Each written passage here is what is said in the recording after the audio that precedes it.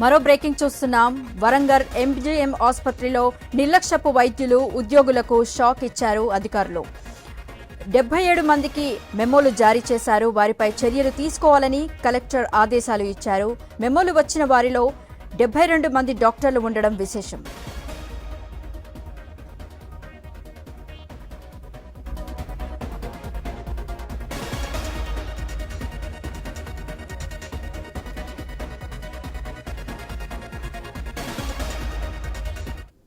ఇక దీనికి సంబంధించి మరింత సమాచారం మా ప్రతినిధి ప్రశాంత్ ఫోన్ లైన్ లో అందిస్తారు. ప్రశాంత్, చెప్పండి. ఎస్ గీత, తెలంగాణ రాష్ట్రంలోనే అటు ఉస్మానియా గాంధీ హాస్పిటల్ తర్వాత అతిపెద్ద హాస్పిటల్ అయిన వరంగల్ ఎంజీఎం హాస్పిటల్ ఉత్తర తెలంగాణకు పెద్ద దిక్కుగా ఉంది. ఉత్తర తెలంగాణకు పెద్ద దిక్కుగానే కాకుండా ఇటు మహారాష్ట్ర, ఛత్తీస్గఢ్ రాష్ట్రాల ప్రజలకు కూడా నిత్యం వైద్య సేవలు అందించే ఒక గొప్ప హాస్పిటల్ గా పేరొందినటువంటి వరంగల్ ఎంజీఎం హాస్పిటల్ ను ఇటీవల కాలంలో కొంతమంది నిర్లక్ష్యపు వైద్య సిబ్బందితో అటు రోగులు, పేషెంట్లు తీవ్ర ఇబ్బందులు, ఇక్కట్లు పడుతున్నారు.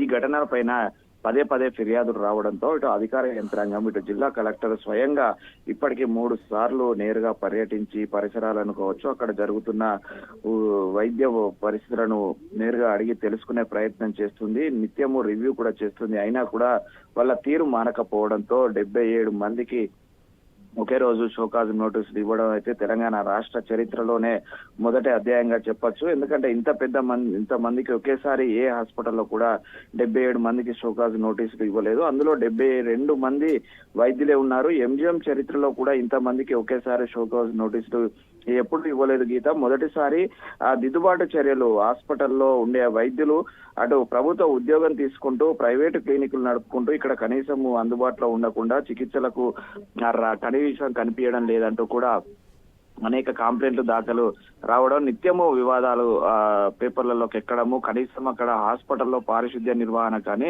సెక్యూరిటీ నిర్వహణ కానీ, పరికరాల నిర్వహణ కానీ పూర్తిగా లోపించింది. ఏ డిపార్ట్మెంట్ కు ఆ డిపార్ట్మెంట్ విచ్చలవిడితనంగా మారడంతో ఈ యొక్క దుస్థితి వచ్చిందని చెప్పేసి అటు సూపరింటెండెంట్ కు, ఆర్ఎంఓకు కూడా కంట్రోల్లో లేకుండా వైద్యులు తిరుగుబాటు చర్యలు చేయడమే కాకుండా ఒక సూపరింటెండెంట్ చెప్పినా కానీ, ఒక ఆర్ఎంఓ చెప్పినా కూడా వినకుండా వాళ్ళ ఇష్టారాజ్యంగా ఇష్ట రీతిన ఆ విధులకు హాజరు కాకుండా ఆ నిర్లక్ష్యపు సమాధానాలు చెప్పకుండా అటు జిల్లా ఉన్నత స్థాయి కలెక్టర్, ఆ పై స్థాయి మంత్రులు, ఎమ్మెల్యేలు విజిటింగ్ వచ్చినా కూడా కనీసం అందుబాటులో ఉండడం లేదు.